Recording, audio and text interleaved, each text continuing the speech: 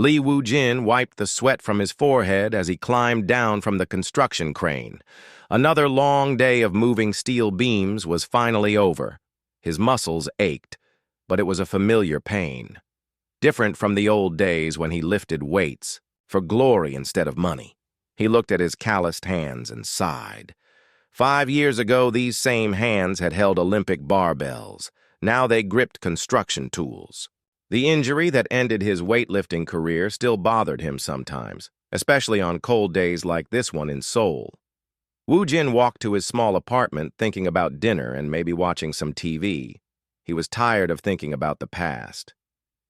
The Olympics felt like someone else's dream now. He was just a regular guy with a regular job, and that was fine. Or at least, that's what he told himself. His apartment was tiny but clean. He heated up some instant noodles and sat down to eat. The TV news was talking about some new space telescope that found strange signals from far away. Woo-jin didn't pay much attention.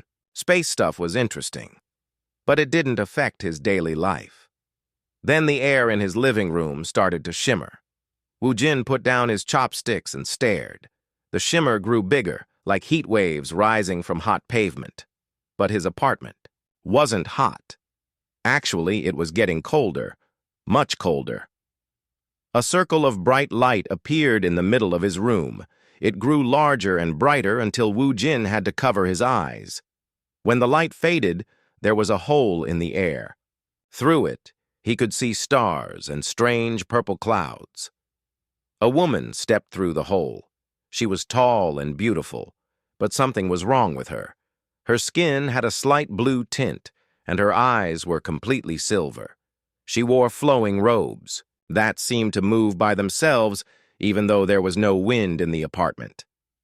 "Greetings, human," she said in perfect Korean, though her voice sounded like it came from very far away. "I am Kael Thara of the Cosmic Tribunal.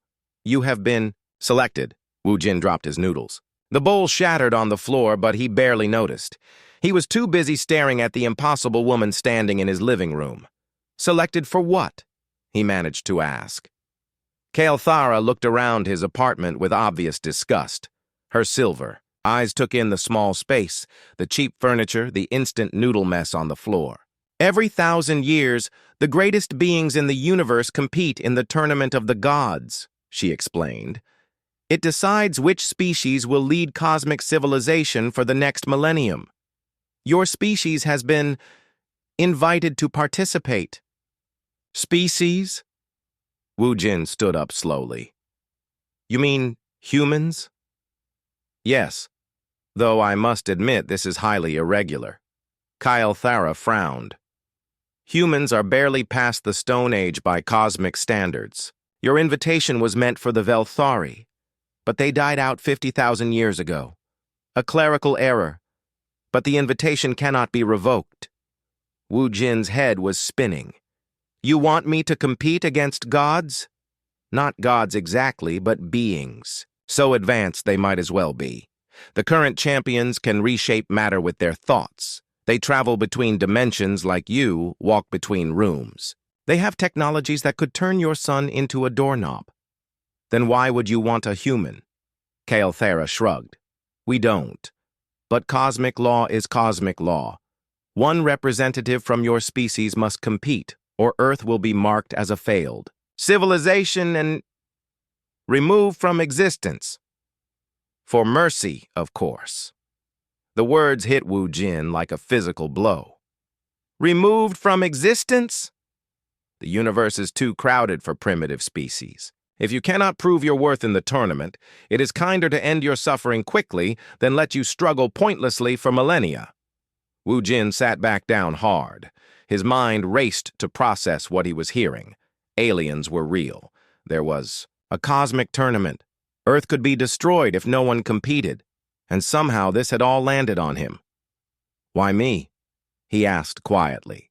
"The selection process scanned your planet for individuals with the highest combination of physical capability, mental resilience, and what your species calls heart. Your name appeared at the top of the list." Kael Thara paused. "Though I suspect there was another error somewhere." Woo-jin laughed bitterly.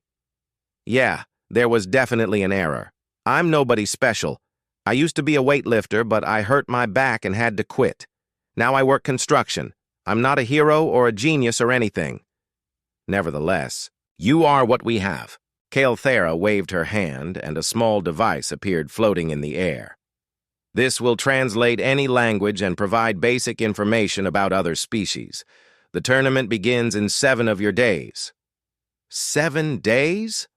Wu Jin jumped up. That's not enough time to prepare for something like this. Most species have been preparing for centuries. But again, your invitation was unexpected. Kael'thera turned toward the portal. A representative from your government will contact you tomorrow with more details. Try not to embarrass your entire species too badly. Wait! Wu Jin called out, but she was already stepping back through the hole in space. What if I don't want to do this? Kael'thera paused. Then your planet dies with you on it. Choose wisely, human. The portal snapped shut, leaving Wu Jin alone with his broken bowl and racing thoughts. He spent the rest of the night pacing around his apartment. Part of him thought he had imagined the whole thing. Maybe he was having a breakdown. Construction. Work was stressful, and he had been feeling depressed lately about his failed athletic career. But the translator device was still floating where Kael'thera had left it. And there was a strange smell in the air, like ozone after lightning. The next morning, Wu Jin called in sick to work. He had barely slept and felt like his world had turned upside down, which he supposed it had. At exactly 10 o'clock, there was a knock on his door. Wu Jin opened it to find a woman in a government suit holding an official-looking briefcase. "Mr. Lee Wu Jin?" she asked. "I am Dr. Park Soo-min from the National Intelligence Service. We need to talk." She came inside and set up a laptop computer. The screen showed satellite images of space, star charts, and files marked with classifications Wu Jin had never seen before.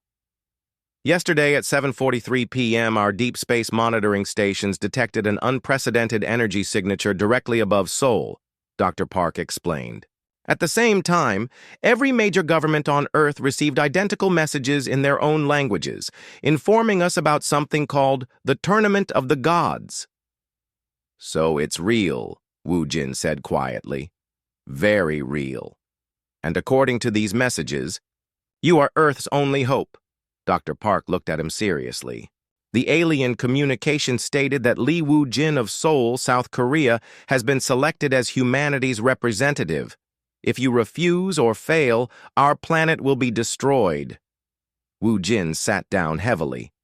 I'm just a construction worker. You're also a former Olympic-level athlete with documented psychological resilience and physical capabilities far above average, Dr. Park replied. Whatever process they used to select you, it seems to have been thorough. She showed him more files on the computer, pictures of space stations the size of moons, beings that looked like living crystals or pure energy, technologies that seemed like magic. This is what you'll be competing against, she said. I won't lie to you, Mr. Lee. By every measure we can think of, you are completely outmatched. But you're all we have. Wu Jin stared at the images of cosmic beings and felt very small. But then he thought about his country, his family, everyone he had ever known, all of humanity counting on him. When do we start preparing? He asked. The portal opened in a military facility outside Seoul exactly 7 days later. Wu Jin stood in front of it, wearing the best equipment Earth could provide, a reinforced suit with built-in computers, emergency medical supplies, and communication devices. It felt like wearing a costume for a play he didn't understand. Dr. Park Soo-min stood beside him with a tablet full of notes. Remember, try to learn as much as possible about the other competitors. Any information could be helpful. And if I lose? Wu Jin asked. Don't lose, she replied simply. Kael'thera stepped through the portal, looking even more annoyed than before. Are you ready, human? Wu Jin nodded, though he felt anything but ready. The week of preparation had been overwhelming. Military experts, scientists, and psychologists had all tried to give him advice. Most of it boiled down to, try not to die. Immediately. Then come. The other competitors are eager to see what primitive creature Earth has sent. Wu Jin stepped through the portal and immediately felt dizzy. The sensation was like being turned inside out and then put back together wrong. When his vision cleared, he was standing on a platform in the middle of space. Nexus Prime was beyond anything he had imagined. The space station was larger than Earth's moon, made of materials that shifted color like oil on water. Massive rings rotated around a central core, and ships that looked like living creatures flew between docking ports. Stars and galaxies stretched out in every direction, providing a backdrop that made Wu Jin feel incredibly small. "Welcome to the center of cosmic civilization," Kyelthera said. "Try not to touch anything. Most of the technology here could accidentally erase your molecular structure." They walked through corridors that seemed to reshape themselves as they moved. Other beings passed by, and Wu Jin had to force himself not to stare. Some looked almost human, but with extra arms or eyes in strange places. Others were completely alien. Floating spheres of light, creatures made of what looked like living metal, beings that seemed to exist in more dimensions than Wu Jin could see. "The tournament has 137 competitors this cycle," Kyelthera explained as they walked. "Each represents a species that has achieved cosmic-level civilization. Well, 136 plus you." They entered a vast arena that could have held 1,000,000 spectators. The walls were transparent, showing the stars outside. In the center was a series of platforms where beings of unimaginable power were demonstrating their abilities. Wu Jin watched in awe as a crystalline creature reshaped a mountain-sized block of metal into a perfect sphere using only its thoughts. Another being, which looked like a living shadow, created and destroyed miniature stars with casual gestures. "That is Vorgath of the Helix Empire," Kyelthera pointed to the crystal being. "It can manipulate matter at the molecular level. Those are the current favorites to win the tournament." "And that one?" Wu Jin pointed to a graceful figure that seemed to phase in and out of existence. "Queen Zimora of the Void Dancers. She exists in 17 dimensions simultaneously and can step through reality like you walk through a doorway." A group of identical beings moved as one unit nearby. They all had the same face and moved with perfect coordination. "The collective, consciousness known as unity," Kyelthera continued. "They represent the combined knowledge and power of 3 trillion individual minds working as one." Wu Jin felt his confidence, what little he had, drain away completely. These weren't just advanced beings. They were forces of nature shaped like people. What chance did a human have against creatures that could reshape reality? "Ah, so this is the primitive," said a voice behind them. Wu Jin turned to see Vorgath approaching. Up close, the crystalline being was even more impressive. It stood nearly 3 meters tall, its body made of what looked like living diamond that refracted light into rainbow patterns. "I am told your species still uses combustion engines and believes in supernatural entities," Vorgath continued. Its voice sounded like wind chimes in a storm. "How fascinating. It is like meeting a living fossil." "We're not that primitive," Wu Jin said, trying to keep his voice steady. "Are you not? Tell me, human, can you manipulate quantum fields with your thoughts? No. Can you travel faster than light without mechanical assistance? No. Can you exist in multiple dimensions simultaneously? No. Vorgath made a sound that might have been laughter. Then you are primitive. Do not feel shame. Your species simply had the misfortune to be invited before you were ready. The universe will remember that you tried. Other competitors gathered around to look at Wu Jin. He felt like an animal in a zoo. Some seemed curious, others amused. A few looked disgusted that such a lower being was allowed in their presence. What weapons does your species use? Asked a being that looked like it was made of flowing water. Guns mostly, some explosives, nuclear weapons, but we don't use those much anymore. The water being rippled with what might have been laughter. Crude projectile weapons and barely controlled. Atomic fission. How quaint. What about biological enhancement? Asked another competitor.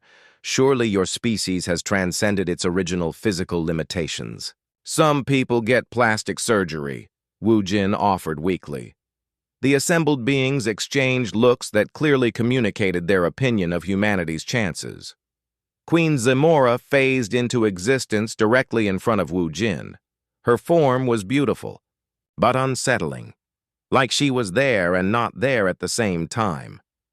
"Tell me, little human," she said in a voice like distant music, "what is your species' greatest achievement?" Wu Jin thought about it. What could he say that would impress beings who could reshape matter and travel between dimensions?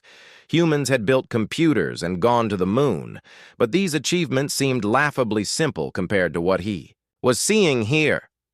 "We learned how to work together," he said finally. "We used to fight each other all the time, but we've gotten better at cooperation." The silence that followed was uncomfortable. Several competitors made sounds that might have been snickering. "Cooperation," repeated Vorgath slowly. "How primitive. The Helix Empire has 1 trillion citizens who work in perfect harmony," said another being. "Unity represents trillions of minds acting as one. We have transcended the need for your crude cooperation." "Of course you have," Wu Jin muttered. Kael Thara touched his arm. "Come, we should get you settled in your quarters. The preliminary trials begin tomorrow." As they walked away, Wu Jin could hear the other competitors discussing him in various alien languages. The translator device gave him fragments. Waste of time, certain elimination. Perhaps it will be entertaining. His quarters were a small room with a bed and basic facilities. Through the window, he could see the endless expanse of space and the lights of other ships arriving for the tournament. "I'm going to get destroyed out there," Wu Jin said to Kael Thara. "Almost certainly," she agreed. "The preliminary trials alone will eliminate most competitors. You will face tests of strength, intelligence, technology, and other capabilities. Your species ranks dead last in every category we can measure." "Then why am I here?" Kael Thara paused at the door. "Because cosmic law requires it. And because sometimes the universe surprises us. Your species survived ice ages, plagues, and wars that should have destroyed you. You reached space despite having less than a century of powered flight. Perhaps there is something we are not measuring correctly." "Like what?" "I do not know. That is what makes it surprising." She turned to leave, then stopped. "One piece of advice, human. Do not try to compete on their terms. You will lose. If you have any chance at all, it will come from being something they do not expect." After she left, Wu Jin sat on his bed and looked out at the stars. Somewhere out there was Earth, with all the people counting on him. His family, his friends, strangers he would never meet. 7 billion humans who would live or die based on how well he performed in challenges designed for cosmic gods. He thought about his old weightlifting days. The weight of the barbell had seemed impossible at first, but he had learned that technique mattered more than raw strength. Smart lifting could overcome bigger muscles. Maybe the same principle applied here. He couldn't outpower beings who controlled reality itself, but perhaps he could outsmart them, or find angles they hadn't considered. It wasn't much of a plan, but it was all he had. Tomorrow, the real test would begin. The first trial arena was the size of a city. Wu Jin stood with the other 136 competitors on a platform overlooking various testing stations. Each station glowed with different colored lights and strange energy patterns. "Welcome, representatives of cosmic civilization," announced a voice that seemed to come from everywhere at once. "The Tournament of the Gods begins with preliminary trials. These tests will determine your basic capabilities across multiple categories. Failure in any category results in immediate elimination." Wu Jin's stomach dropped. Immediate elimination meant death for his entire planet. The first test measures raw power output, the voice continued. Each competitor will demonstrate their maximum energy projection. They were transported to a chamber containing what looked like a massive crystal surrounded by measuring devices. One by one, competitors approached the crystal and unleashed their power. Vorgath went first. The crystalline being raised one arm, and the air around it began to vibrate. A beam of pure energy shot from its hand, striking the crystal with such force that the entire chamber shook. The measuring devices lit up with numbers that meant nothing to Wu Jin, but the other competitors murmured with approval. Queen Zimora phased into 17 different positions around the crystal simultaneously. Each version of her fired energy from a different dimension, creating a display that hurt to look at directly. The crystal glowed white-hot, and the numbers climbed even higher. Unity approached as one mind in multiple bodies. All 50 of their physical forms raised their hands together, and the crystal was hit by a perfectly coordinated energy barrage that dwarfed the previous attempts. Species after species displayed powers that seemed like magic to Wu Jin. Beings hurled lightning, reshaped space itself, or projected force fields that could crush mountains. The weakest performance so far had still been thousands of times more powerful than anything humans had ever achieved. "Representative of Earth," the voice called. Wu Jin walked to the crystal on shaking legs. Every eye in the arena was on him. He could feel the other competitors watching with mixtures of curiosity and amusement. He stood in front of the crystal and raised his hand. Nothing happened. The silence stretched out uncomfortably. Wu Jin concentrated as hard as he could, trying to somehow project energy from his palm like he had seen the others do. Still, nothing. "Perhaps the human is broken," suggested someone in the crowd. Wu Jin felt heat rise in his cheeks. He was about to embarrass his entire species in front of the cosmic community. But then he remembered Kael'thara's advice. Don't. Try to compete on their terms. He pulled out the emergency flare gun that Earth's military had given him. It was a simple chemical device, hardly advanced technology by cosmic standards. He fired it at the crystal. The flare hit with a tiny spark of light. The measuring devices barely registered it. The numbers were so low, they were essentially zero. The arena erupted in what might have been laughter from a dozen different species. "Did the primitive just use a combustion device?" asked Vorgath in amazement. "How wonderfully barbaric," said Queen Zimora. Wu Jin's face burned with shame as he walked back to the group. He had known he would fail, but seeing it happen in front of everyone was worse than he had imagined. "The second test measures technological sophistication," announced the voice. This time, competitors were asked to demonstrate their most advanced technology. Beings produced devices that could scan the quantum structure of matter, machines that opened doorways through space, and tools that seemed to manipulate time itself. When Wu Jin's turn came, he held up his smartphone. "This is our most advanced portable technology," he said, trying to sound confident. "It can access a global information network, perform complex calculations, and communicate with anyone on our planet." The silence was even more uncomfortable than before. "It appears to be a primitive computational device," observed Unity through one of their many mouths. "Our equivalent technology was abandoned 40,000 years ago as too simple for practical use." The third test was physical strength. Competitors were asked to lift increasingly heavy objects using only their bodies, no energy projection or technology allowed.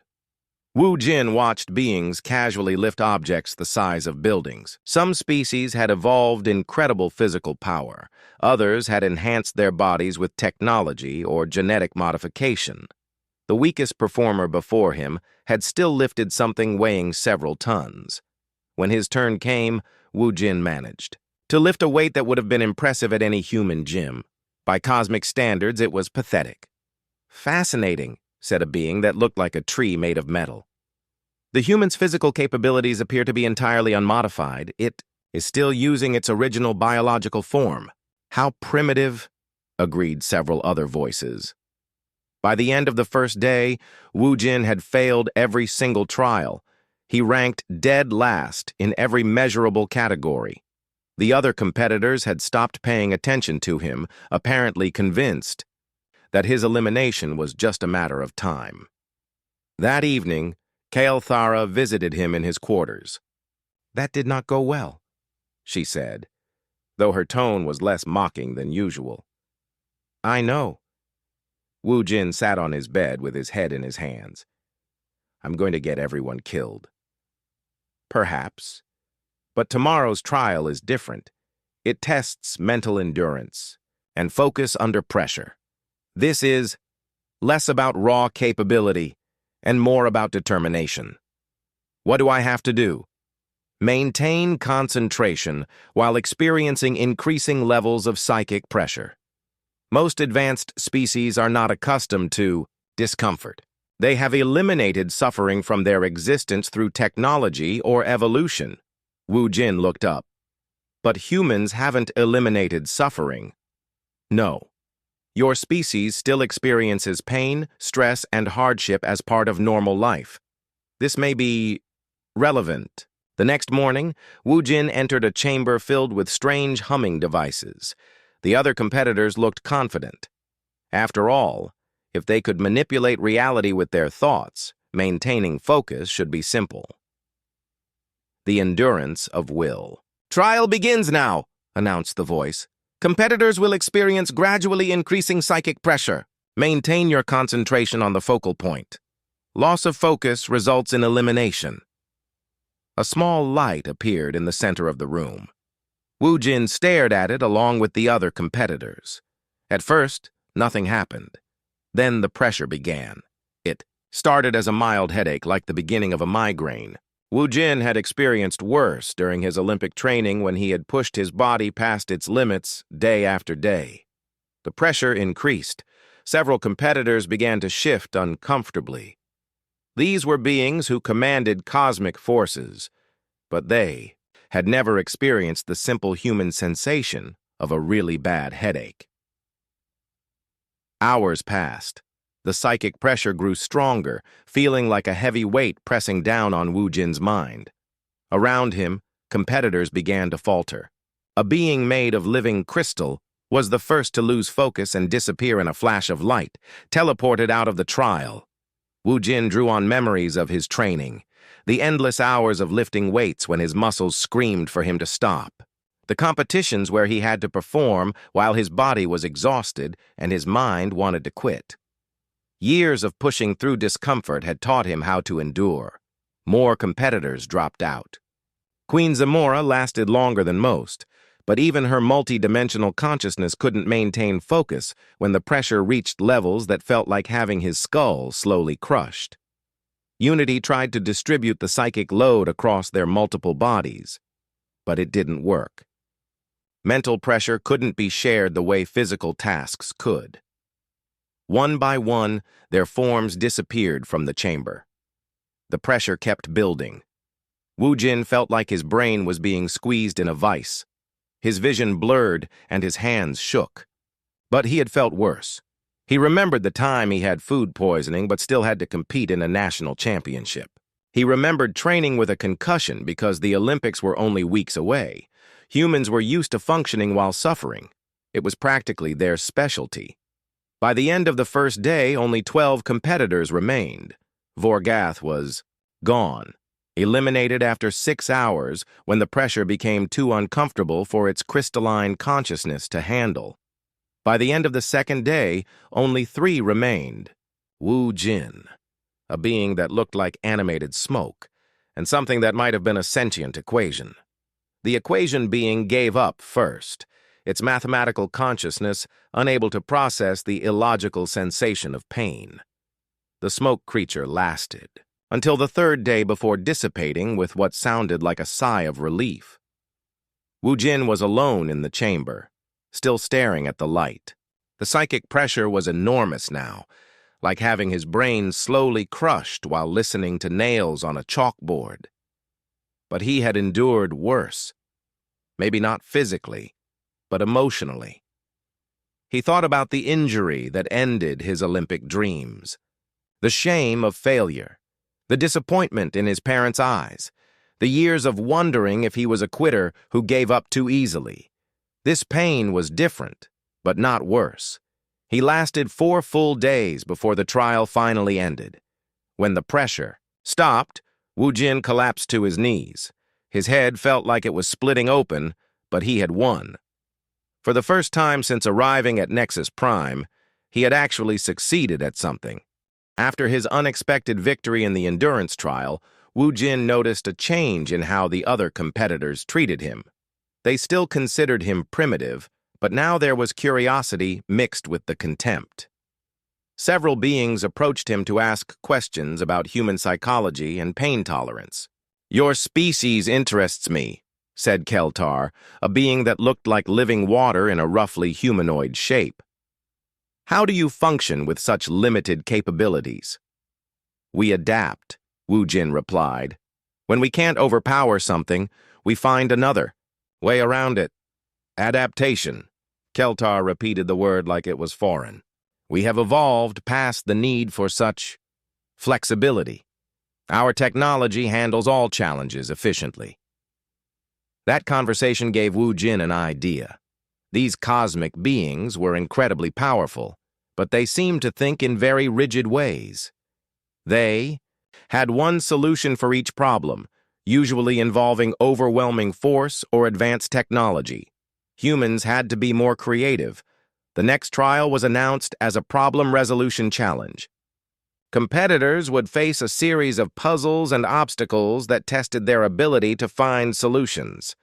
Wu Jin was paired with Kim Da-yoon, who had arrived from Earth that morning. She was a linguistics professor who specialized in communication patterns and had been brought to help study alien languages. Having another human around made Wu Jin feel less alone. "I've been watching the recordings of your trials," Da-eun told him as they prepared. "You're doing something remarkable here. These beings have capabilities we can barely imagine, but they're not very good at thinking outside their established patterns." "That's what I've been noticing too," Wu Jin agreed.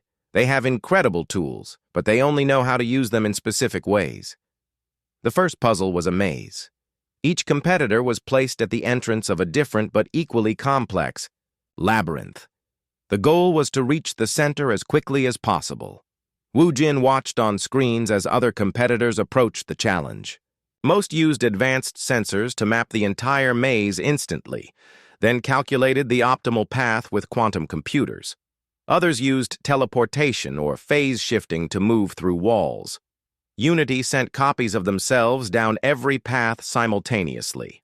All of these approaches were faster and more efficient than anything humans could do. When Wu Jin's turn came, he studied his maze for only a few moments. Then, instead of entering at the designated starting point, he walked around to the side wall. "What are you doing?" asked the supervising official, a being made of crystallized light. "Finding a solution," Wu Jin replied. He pulled out a small crowbar from his equipment kit and began prying apart the maze wall panels. "You cannot simply break the maze," the official protested. "Why not? The goal is to reach the center quickly. You didn't say I had to follow the paths." The official consulted with other tournament organizers while Wu Jin continued dismantling the wall. After several minutes of heated discussion in languages the translator couldn't handle, they returned. "The human's approach is technically within the rules," the official admitted reluctantly. "The objective was stated as reaching the center, not navigating the provided paths." Wu Jin broke through the wall and walked straight to the center of the maze in less than 5 minutes. His time was faster than several competitors who had used far more advanced methods. The watching crowd was buzzing with confusion and interest.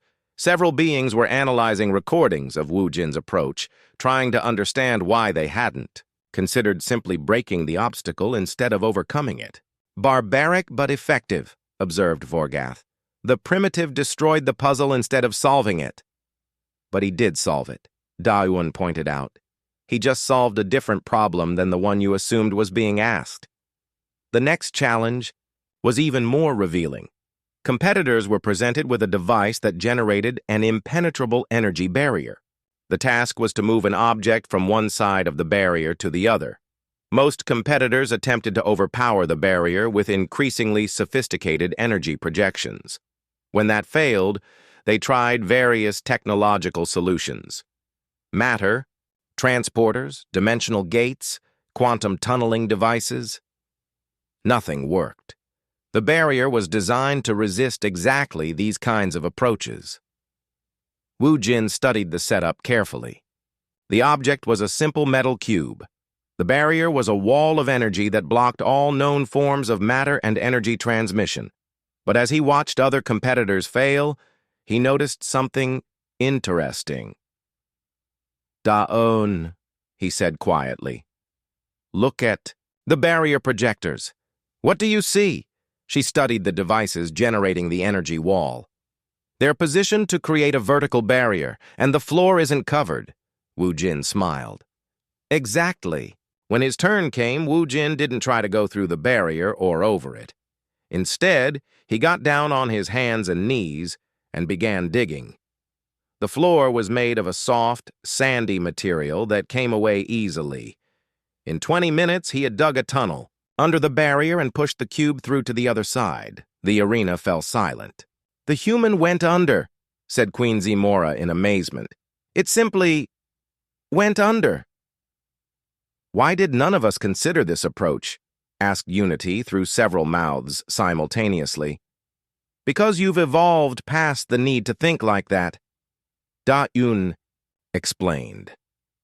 "When you can manipulate quantum fields and reshape matter, you don't think about digging holes. But sometimes the simple solution is the best solution." More competitors began studying human approaches to problem solving. Some seemed genuinely interested in learning about primitive thinking patterns.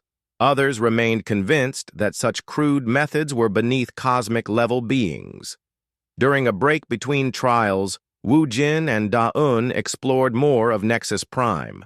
They discovered a vast library containing the collected knowledge of thousands of species. Da-Un was fascinated by the linguistic patterns, while Wu Jin studied military and competition strategies. "Look at this," Da-Un said, showing him a historical record. "This tournament has been running for over 1,000,000 years. The same types of species win every time, those with the most advanced technology or the strongest energy manipulation abilities." "No variety in the winners?" Wu Jin asked. "None. And look at this pattern." She pointed to another file. "Species that win the tournament tend to become stagnant. They stop developing new ideas. They become focused on maintaining their power rather than growing."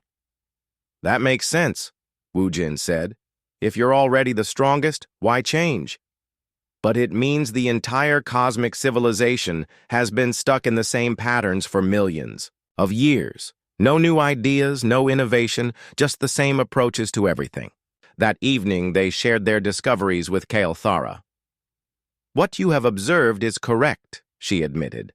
"The tournament has become predictable. The same types of solutions win every cycle. The cosmic hierarchy remains unchanged. Is that what the organizers want?" Da-Un asked. Kael'thara was quiet for a long moment. "Many of the current leaders prefer stability to growth. Change can be uncomfortable for those in power. But that's not healthy for a civilization," Wu Jin said. "Without challenges and new ideas, you stop improving. You start to decay." "Perhaps. But such observations are not welcomed by the pantheon of ancients who oversee the tournament."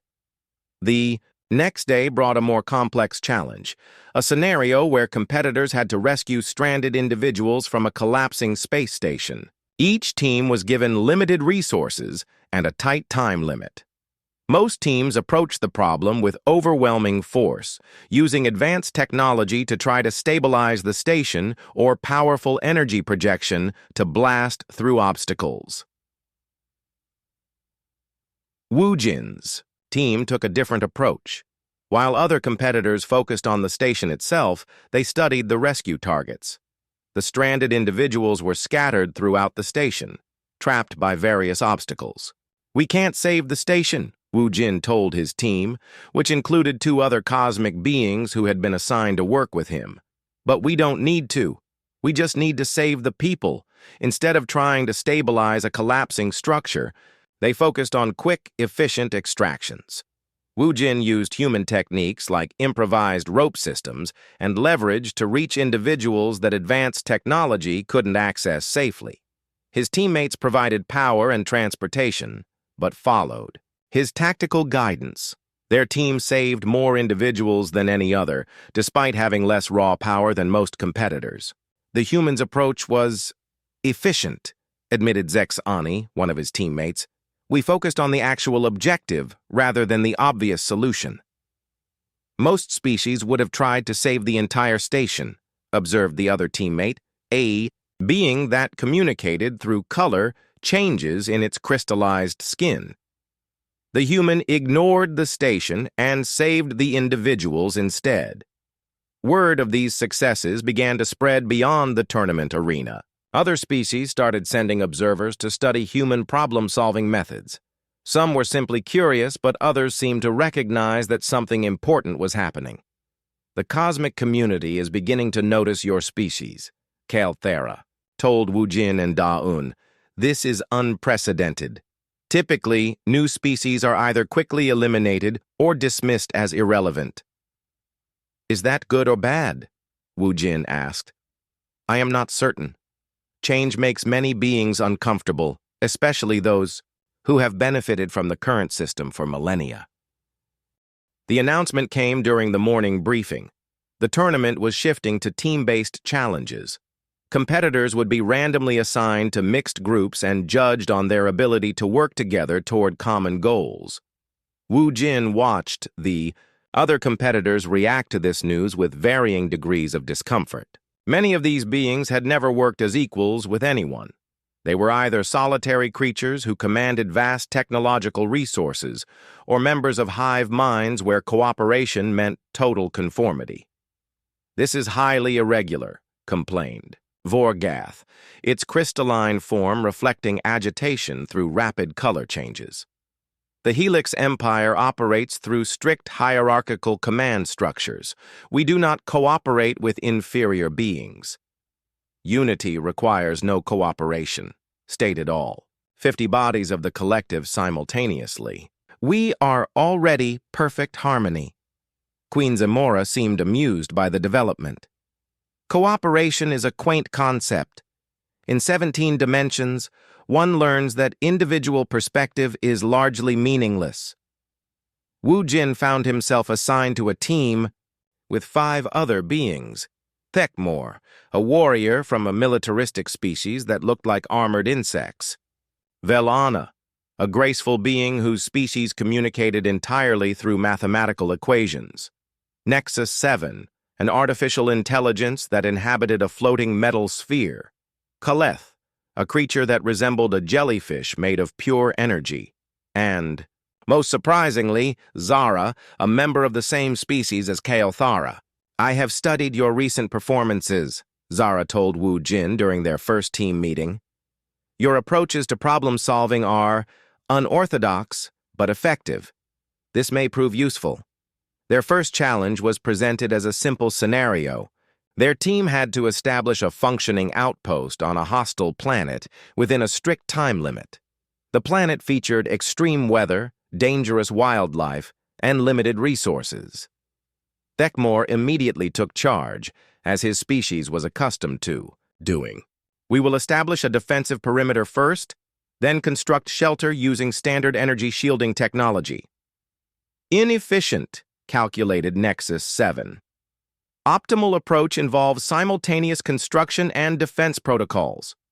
The mathematical optimization requires consideration of 17 variables," added Velana through a cascade of equations that appeared in the air around her. Kaleth pulsed with different colors, which Wu Jin's translator indicated was their species' way of expressing confusion about the entire concept of working with others. Within minutes, the team was fragmenting. Each member was proposing solutions based on their own species' capabilities and cultural assumptions. No one was listening to anyone else. "Wait," Wu Jin said loudly enough to get everyone's attention. "What if we step back and figure out what each of us is actually good at?"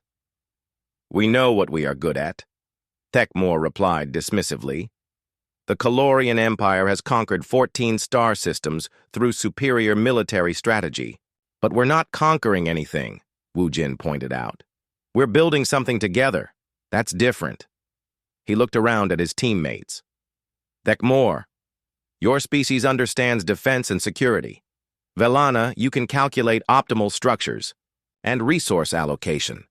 Nexus 7, you can coordinate multiple tasks simultaneously. Qualeth, your energy manipulation could power our systems. Zara, you understand advanced technology." "And what do you contribute, human?" asked Thekmore. "I know how to get people to work together," Wu Jin said simply.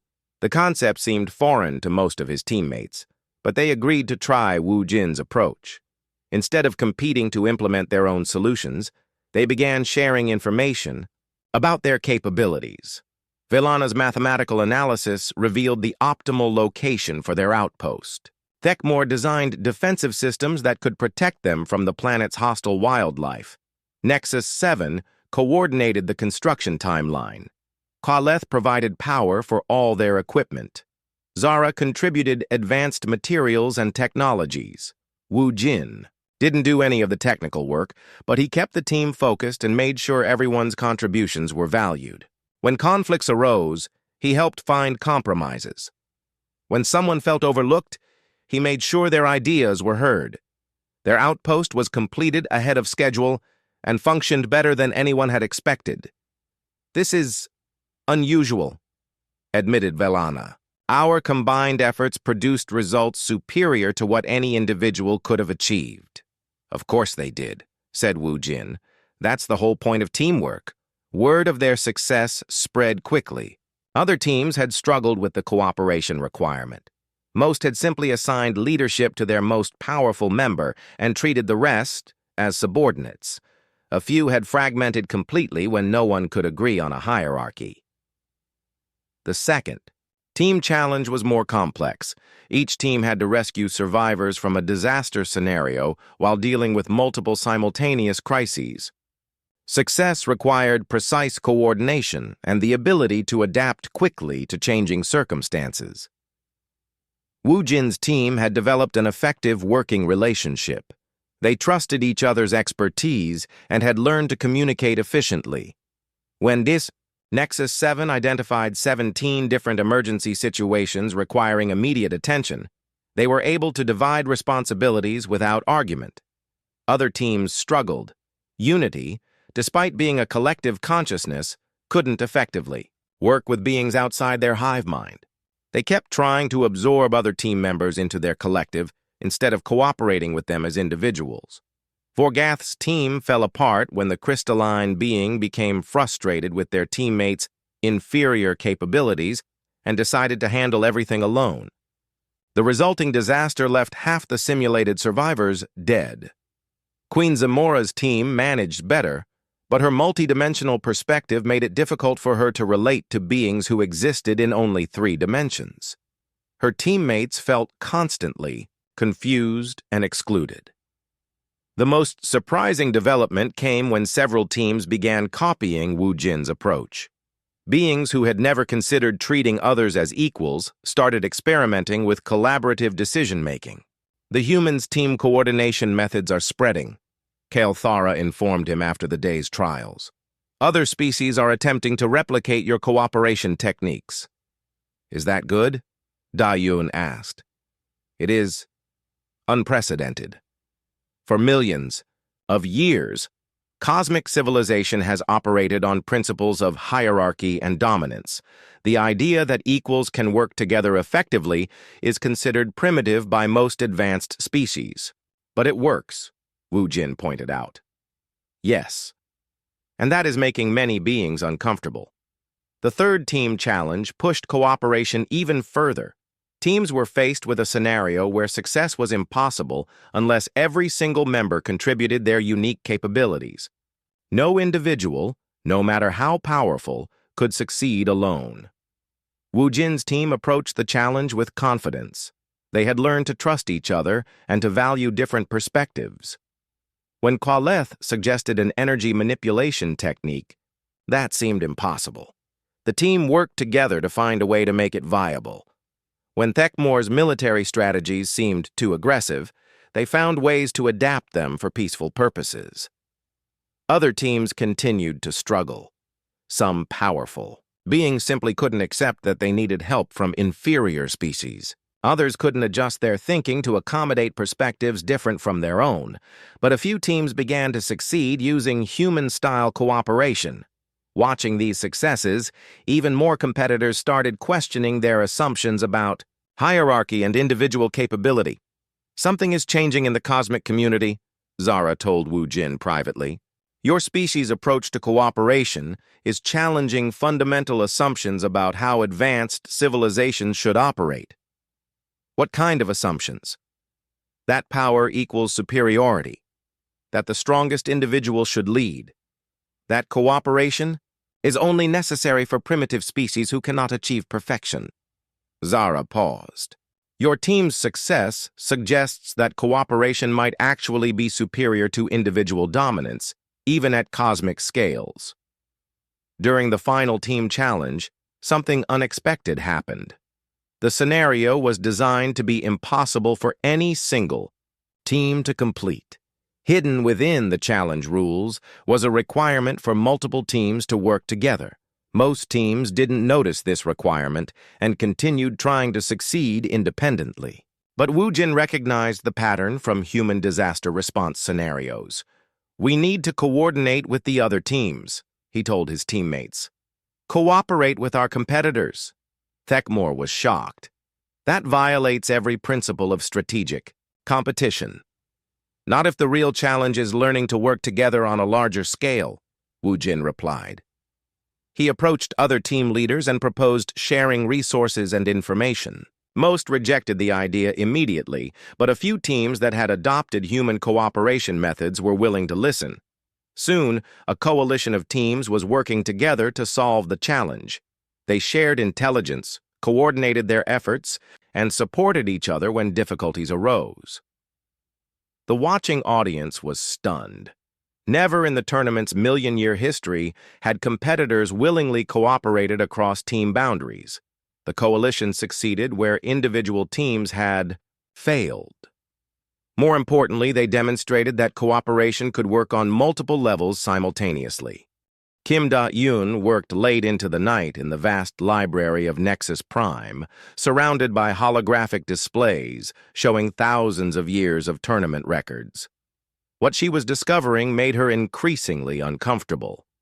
"Wu Jin, you need to see this," she said when he found her the next morning, still hunched over the alien data systems. She pulled up a series of historical records, each one showing the aftermath of previous tournaments. "Look at these species," she said, pointing to names in scripts that hurt to look at directly.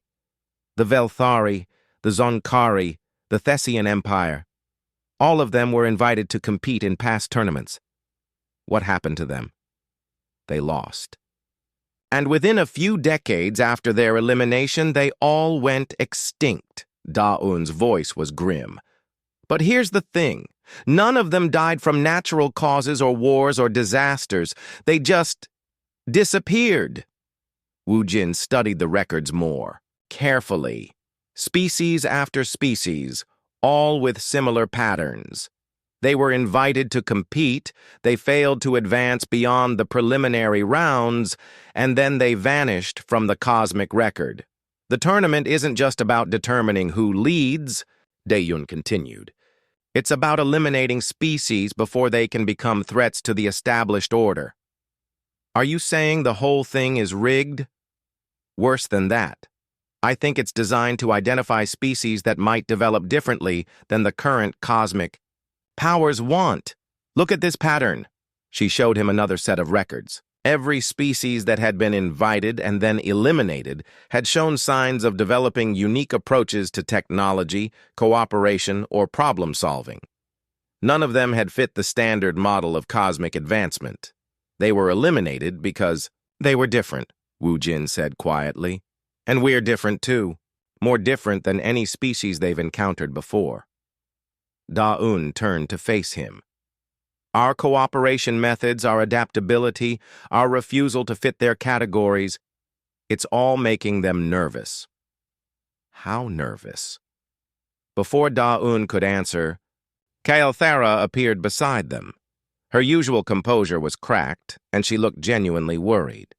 You must be very careful, she said without preamble. The Pantheon of Ancients is meeting an emergency session.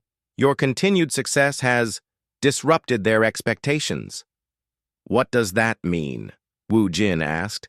It means they are considering changing the tournament rules specifically to eliminate you before you can advance further. Wu Jin felt a chill run down his spine. Can they do that? They have done it before. When the Thessian Empire began demonstrating telepathic abilities that other species found unsettling, the rules were modified to ban mental manipulation. When the Zonkari showed unusual creativity, technological innovation was restricted to established patterns. So we're not the first, Da-Un said. No, but you are the most disruptive. Your species' cooperation methods are inspiring other beings to question the fundamental structure of cosmic civilization. Some of the younger species are beginning to form alliances. Others are experimenting with collaborative approaches instead of hierarchical ones. Kael'thara showed them images of recent activity throughout Nexus Prime. Groups of beings from different species were working together on projects, sharing knowledge freely instead of hoarding it for competitive advantage. Some were even questioning why the tournament existed at all. Change frightens those in power, Kael'thara explained. For millions of years, cosmic civilization has operated according to strict principles. The strongest rule, power determines worth, individual superiority guides progress. Your species challenges all of these assumptions. What happens next? Wu Jin asked. Tomorrow, you face the individual elimination rounds. You will compete directly against Executor Thane, the current champion. He has held that position for over 3,000 years and has never been defeated. What are his abilities? He can manipulate space-time itself. Slow time, accelerate time, fold space to travel instantaneously.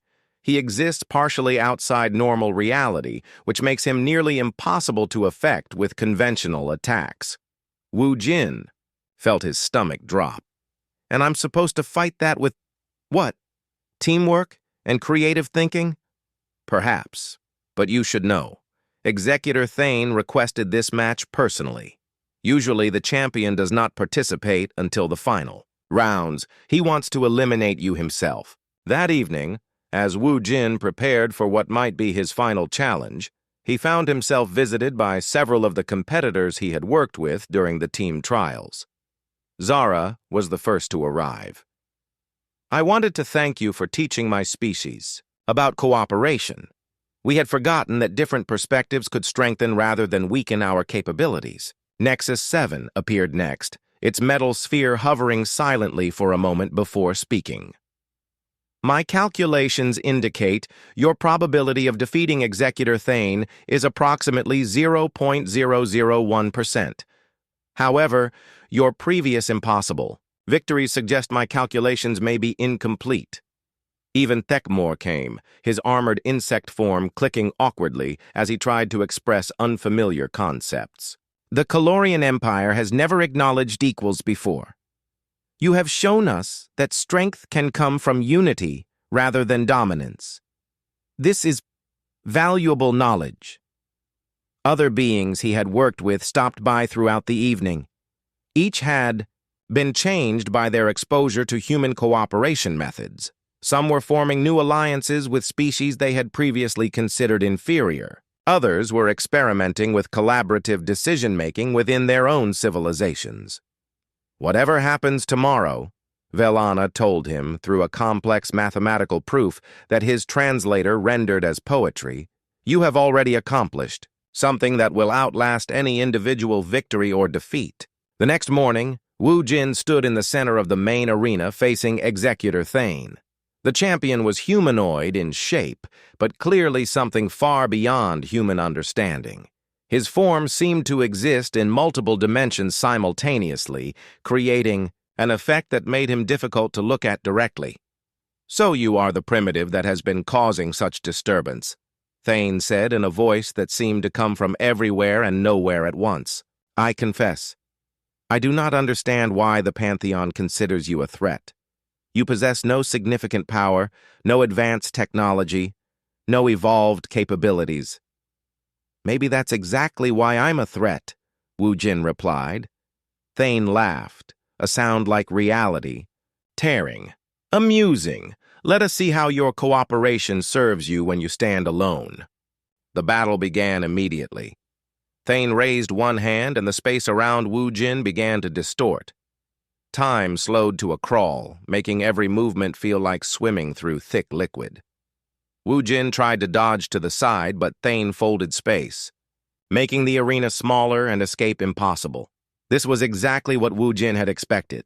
Thane was fighting like every other cosmic being he had encountered, using overwhelming power to dominate through sheer capability.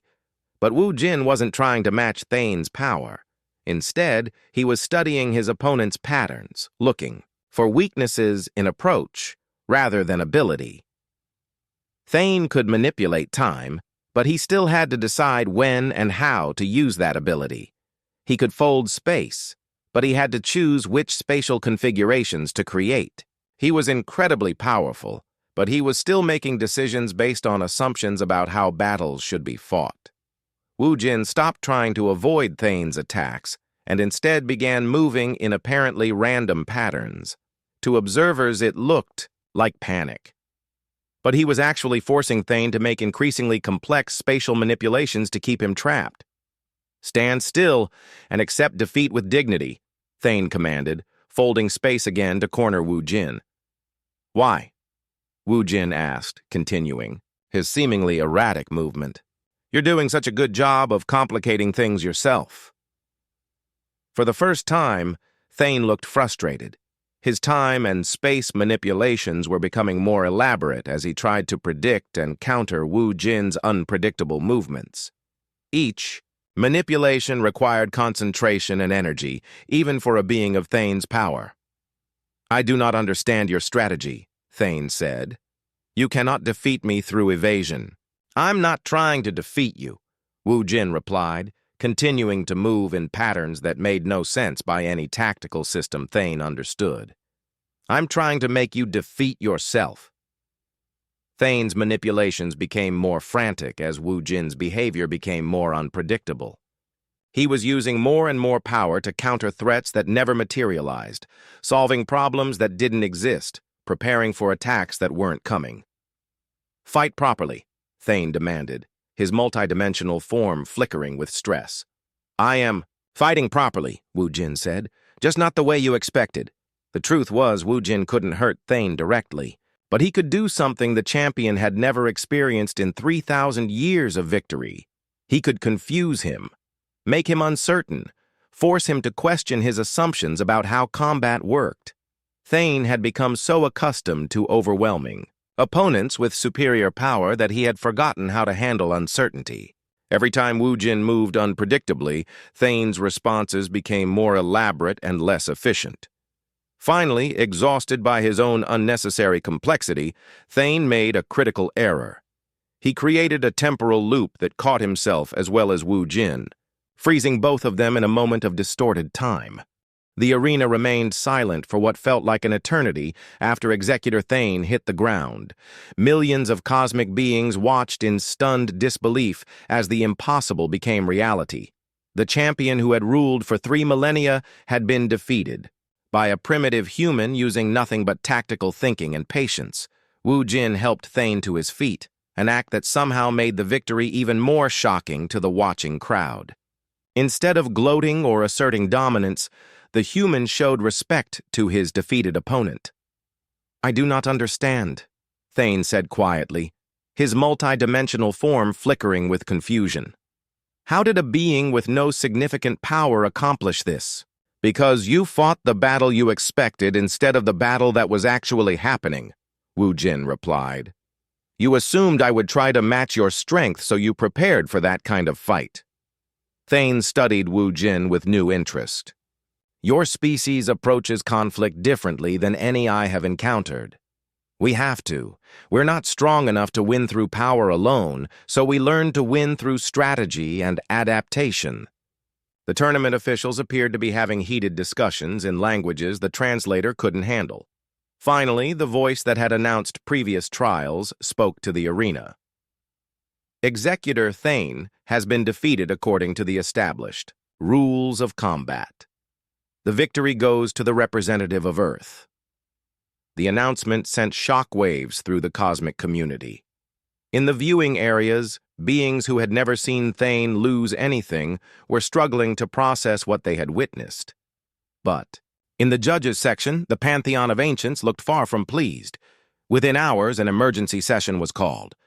Wu Jin found himself standing before the 12 most powerful beings in cosmic civilization, each one ancient beyond human comprehension and accustomed to absolute authority.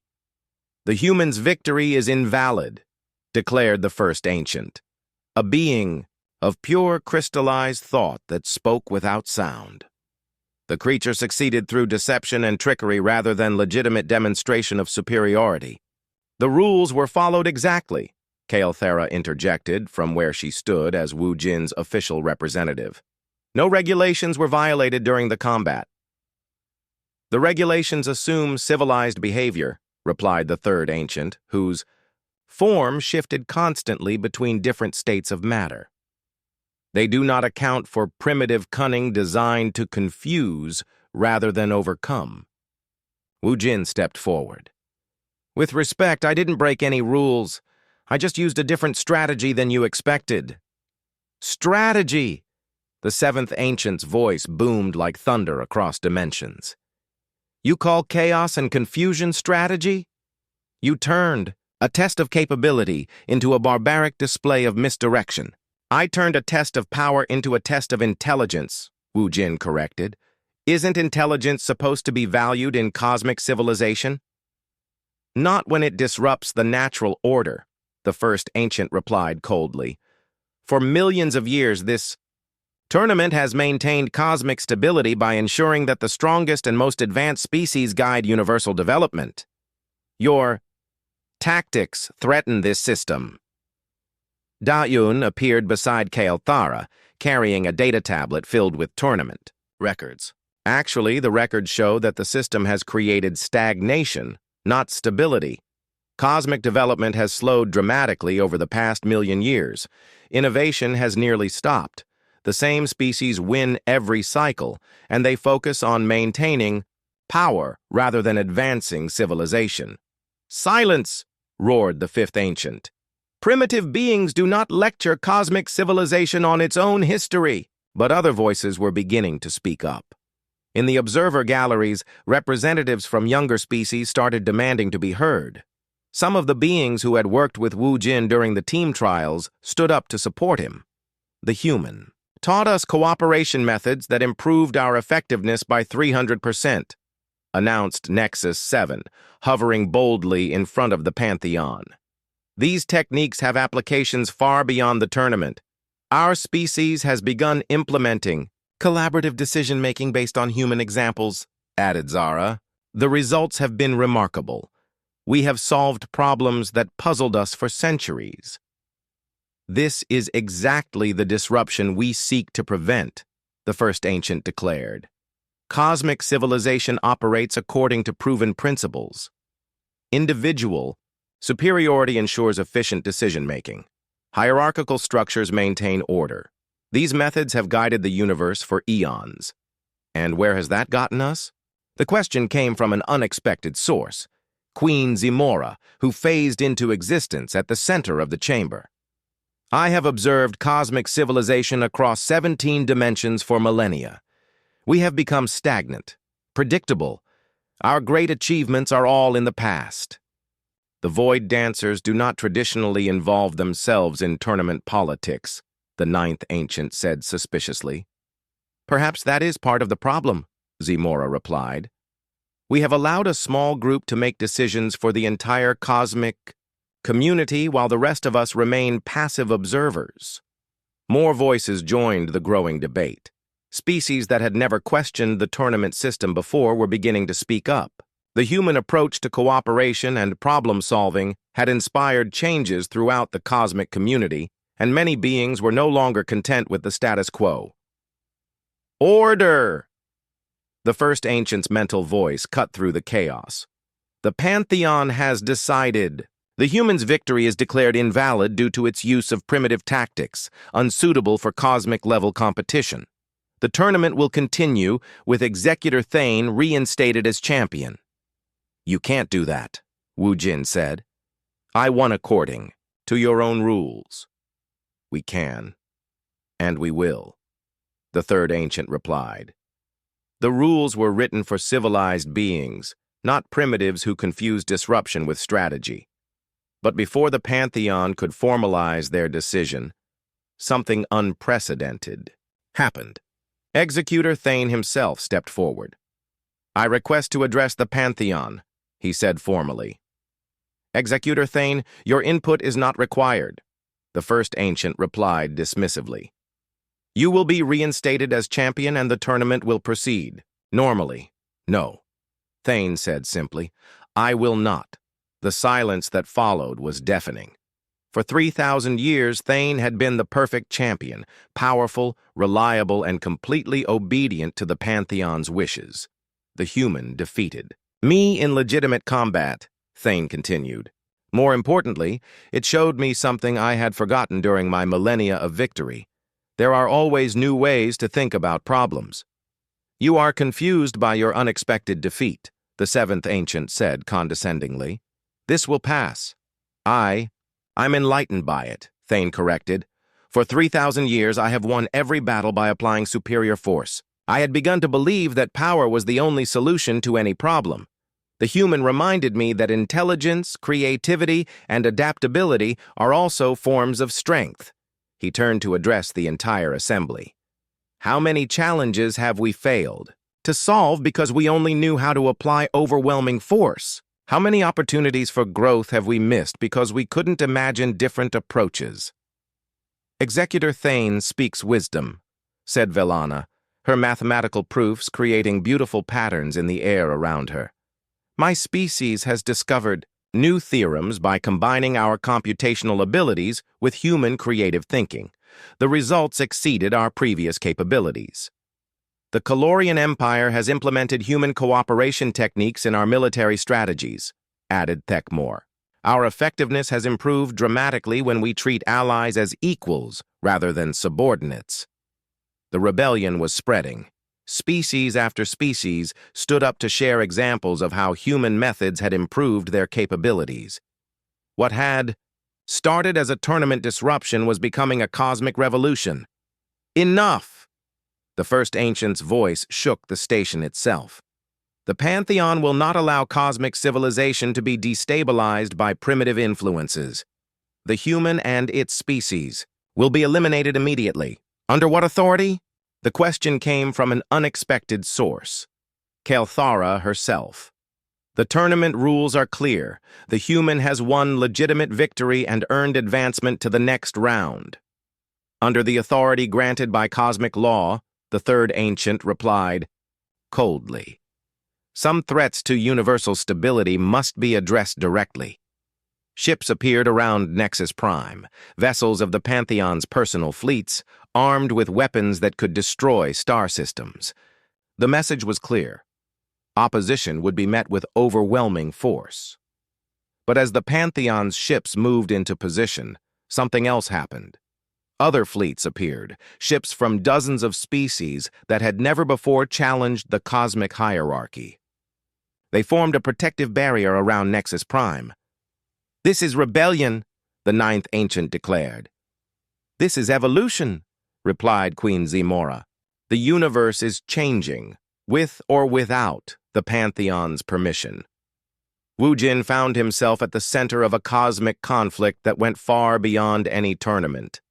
The question was no longer whether he could compete with cosmic-level beings, but whether the entire structure of universal civilization would change.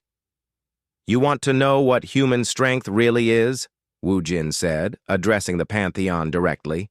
"It's not our ability to fight or build or solve problems. It's our refusal to accept that the way things are is the way they have to be." The standoff around Nexus Prime lasted for 3 tense days. Fleets from dozens of species faced the Pantheon's warships while negotiations continued in the station's central chambers. Wu Jin found himself in the strange position of being a primitive human mediating between cosmic powers that could destroy galaxies. "The Pantheon fears change," Queen Zymora explained during one of the private strategy meetings. "They have maintained power for so long that they cannot imagine any other system working." "But they can't fight everyone," Da-Un pointed out, studying the fleet positions on tactical displays. "Half the cosmic community is supporting the Reformation now." "They do not need to fight everyone," Kale Thara said grimly. "The Pantheon has access to weapons that could sterilize entire star systems. They could eliminate every species supporting change and claim it was necessary for cosmic stability." Wu Jin looked out at the assembled fleets through the stations. Transparent walls. Ships from civilizations he had never heard of floated alongside vessels from species he had worked with during the tournament. All of them risking everything because they believed in the possibility of something better. "There has to be another way," he said. "Some solution that doesn't require anyone to be destroyed." "What do you suggest?" asked Executor Thane, who had become an unexpected ally in the Reformation movement. "The Pantheon will not willingly surrender power, and we cannot force them to without tremendous bloodshed." Wu Jin thought about it. Throughout the tournament, his successes had come from changing the nature of the challenges rather than trying to overcome them through force. Maybe the same approach could work here. "What if we don't try to take power away from them?" he said slowly. "What if we just make their kind of power less relevant?" "Explain," said Valana, her mathematical mind already working through possibilities. "The Pantheon maintains control through the tournament system. They use it to determine hierarchy and eliminate threats. But what if we created something completely different? Something that made their system obsolete?" Wu Jin began outlining his idea. Instead of fighting the Pantheon directly, they would demonstrate a better alternative.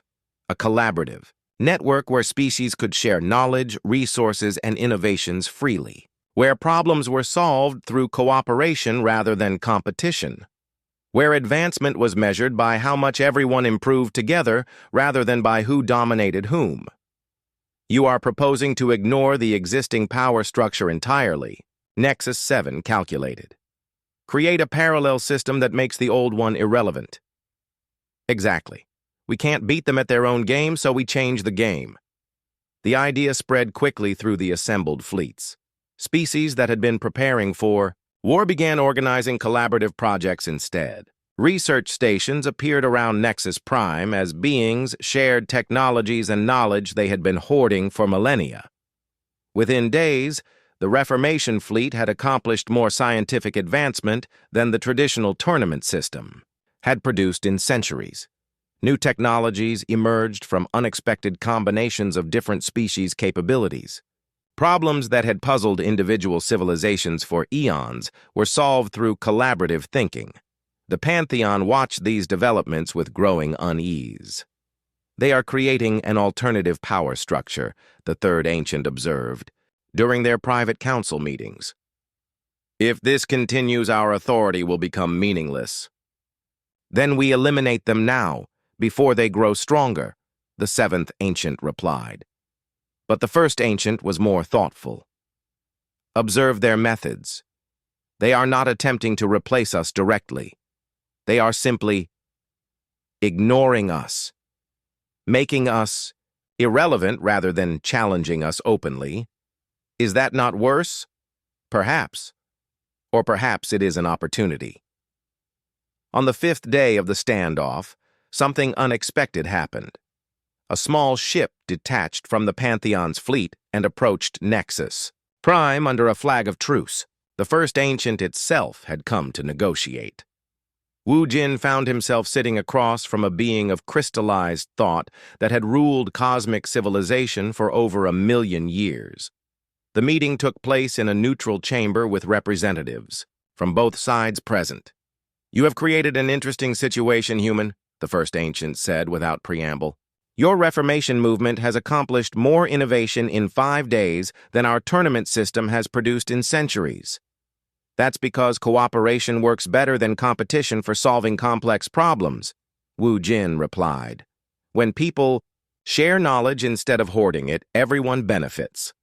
Yet competition drives advancement. Without the pressure of potential defeat, beings become complacent. Competition can drive advancement, but so can curiosity and the desire to help others, and cooperation ensures that advances benefit everyone instead of just the winners." The first ancient was quiet for a long moment, its crystalline form refracting. Light in complex patterns. "The Pantheon has ruled for so long that we had forgotten why we began ruling in the first place," it said finally. "We sought to guide cosmic development and prevent destructive conflicts between species, but perhaps our methods have become counterproductive." "You could join the Reformation instead of fighting it," Wu Jin suggested. "Use your knowledge and experience to help build something better." "You would trust us with such a role?" "After we attempted to eliminate your species?" "Everyone makes mistakes. The important thing is learning from them and trying to do better." More negotiations followed over the next several days. The Pantheon was reluctant to give up their authority, but they could see that the old system was failing. The Reformation movement was growing stronger every day, and trying to stop it through force would only prove that change was necessary. Finally, a compromise was reached. The tournament would continue, but with a completely different purpose. Instead of determining who ruled, it would become a celebration of diversity and innovation. Species would compete not to dominate others, but to contribute to the advancement of cosmic civilization as a whole. The Pantheon would transition from rulers to advisors, sharing their accumulated wisdom while allowing the cosmic community to govern itself through collaborative councils. Most importantly, the new system would be open to change. If better methods were discovered, they would be adopted. The universe would be allowed to evolve and grow instead of being locked into unchanging patterns. The transformation took years to fully implement. Wu Jin found himself serving as Earth's first cosmic ambassador, helping to establish the frameworks for interspecies cooperation and communication. Dae-Yun became the director of the Universal Translation Project, working to ensure that all species could communicate effectively with each other. Nexus Prime was converted from a tournament arena into a hub for collaborative research and development. Species that had been enemies for millennia began working together on projects that benefited everyone. Technologies that had been closely guarded secrets were shared freely, leading to advances that no single species could have achieved alone. The tournament itself evolved into something completely different. Instead of elimination matches, it became a showcase where species demonstrated their unique contributions to cosmic civilization.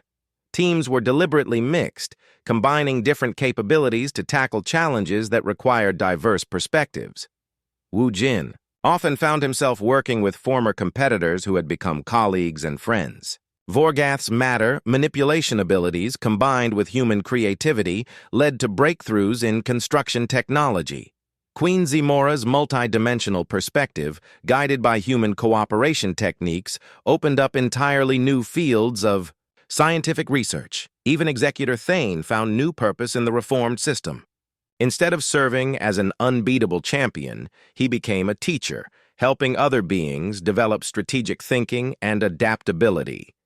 "You were right about strength," Thane told Wu Jin during one of their regular strategy sessions. "True strength is not the power to dominate others, but the ability to lift others up and help them reach their potential." Years later, as Wu Jin stood in the observation deck of what had once been the tournament arena, he reflected on how much had changed. The space was now filled with collaborative research stations where beings from hundreds of species worked. Together on projects that would benefit the entire cosmic community, Earth had taken its place not as a dominant power, but as a bridge between different civilizations. Humans had become known throughout the universe as mediators and facilitators, helping other species work together effectively. The Reformation had spread far beyond Nexus Prime. Across the galaxy, species were abandoning hierarchical competition in favor of collaborative innovation. Problems that had seemed impossible were being solved through the combined efforts of multiple civilizations working together. "Any regrets?" Da-Un asked, joining him at the observation window.